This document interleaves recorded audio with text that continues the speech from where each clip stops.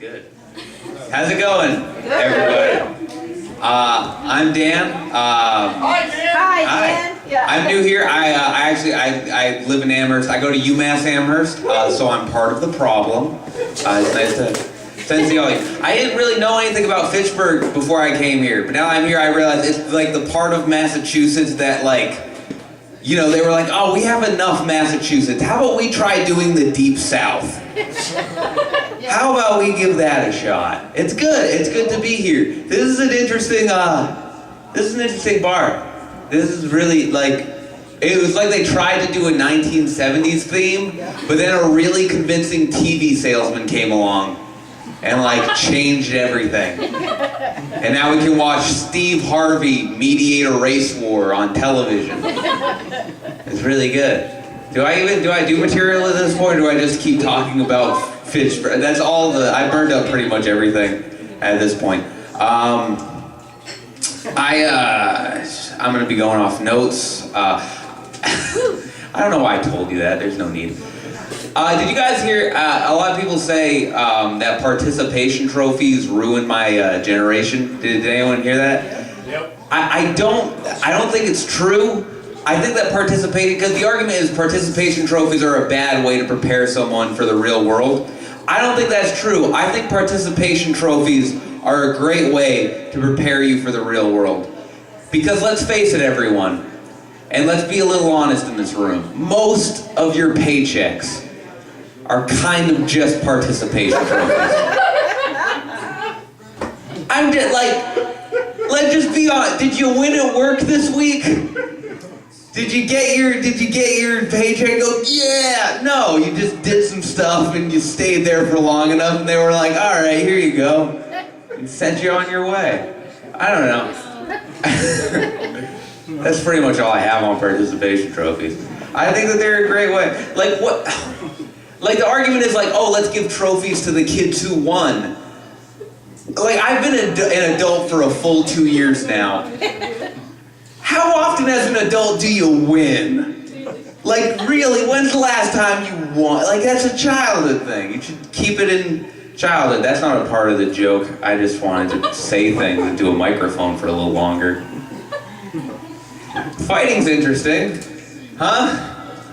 I live in Amherst, and in Amherst there's a lot of colleges, and I see a lot of a weird thing. I don't know if you guys have seen this. I've seen two guys fight over a girl, like two guys fight over a woman. It makes me wonder, has that ever worked? You know, has a woman ever in the history of the world been like, well, Tim, you know, like he's smart and he's funny and you know he's good looking, but Matt's just so good at hitting.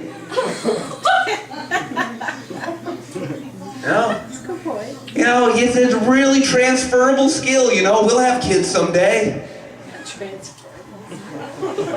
Nice. Someone's gotta hit them. I don't know. That went weird.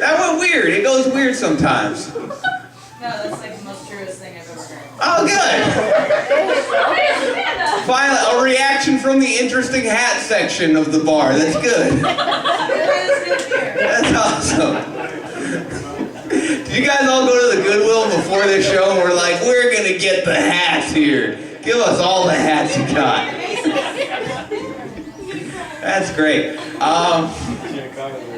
Speaking of which, I don't know, like, baby boomers seem to brag about their how the past was so great, like how their childhoods were really great, and you know it might be true, but then when you ask them specific stories, it seems like it was just a bunch of beatings. Does anyone else get that sense? Like whenever I hear a story from my parent, it doesn't matter what the story is, it always involves an older person hitting them at some point. If you put all the stories of all of the like middle-aged people together that I know, the 1970s were literally just adults beating kids, and somewhere in there the Beatles broke up. Okay, this is fun. This is good. I hear chivalry is dead. Have you guys heard that chivalry is dead? I don't think it's true. Better not be. I don't think it's true. I don't think it's dead. I do think it has redirected in some weird ways, because like, a guy won't open a girl's car door on a date anymore, right? But rates of man-on-woman oral sex have never been higher. Okay, by the looks of disappointment in the audience, maybe not for every relationship, but in general, never been higher. I think that's a win-win for both parties, because I've never met a woman that would take getting her car door opened over receiving oral sex. And I've also never gotten a second date by holding a girl's car door open for 15 minutes straight. Now, maybe that's not the perfect analogy. I've also never had trouble finding the handle to a door. Yeah? It's to the left, just jiggle it.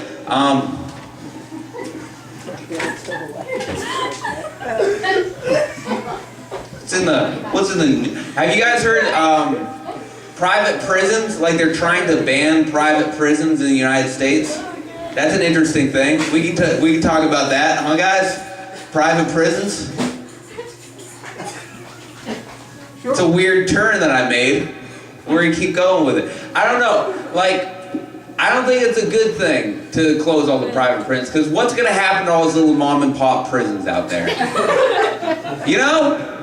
What's gonna happen to all those little fledgling mom and pop prisons just handed down for centuries? It's bad for me. This is really bad for me, because I had a startup prison going. I don't know what I'm gonna do with it now. It was a small startup prison. It was a guy in my basement, but it had a lot of promise. Does anyone want him now? I don't really know what to do. Like, he's a little greasy, but he's still good. If anyone wants him, please talk to me after the show.